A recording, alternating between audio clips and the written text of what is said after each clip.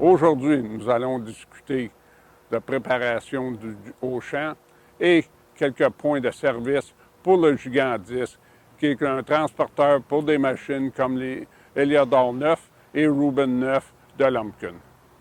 Le Gigant 10 est équipé d'un pied hydraulique qui facilite le mouvement du timon pour mieux faire la connexion entre la tâche et la barre de tir. Cette soupape de réduction de pression permet un transfert de poids vers les unités de travail. En tournant la poignée du sens de l'aiguille, ça va permettre les pneus de toucher le sol et réduire la pression sur les disques de l'unité de travail.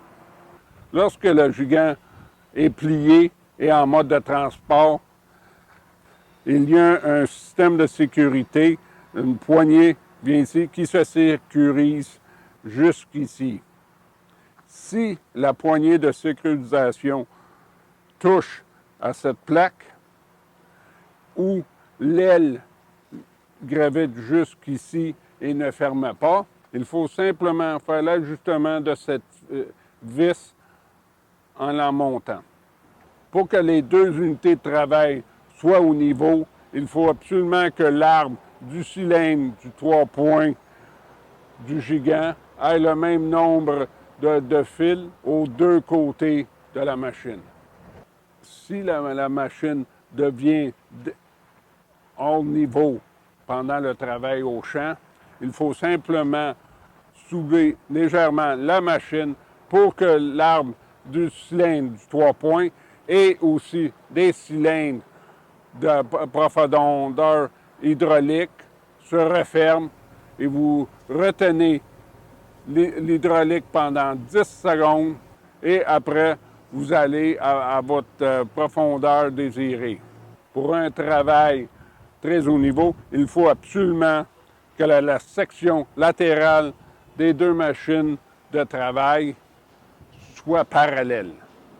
L'ajustement des sections latérales est fait en changeant la position des vis excentriques.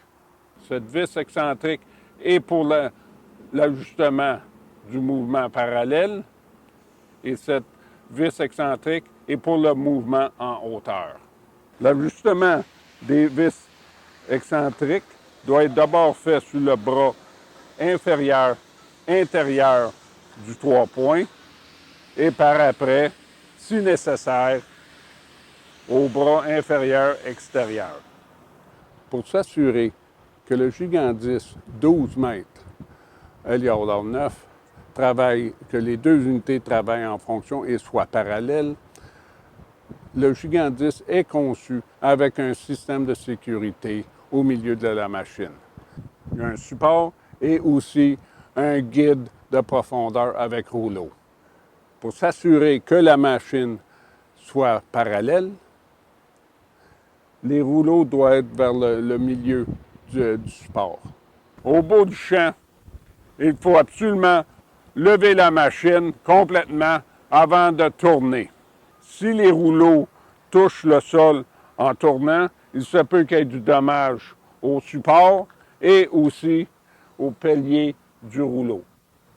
Après les 2 premières heures d'utilisation de la machine, il faut absolument resserrer les vis de la jante à 510 Nm.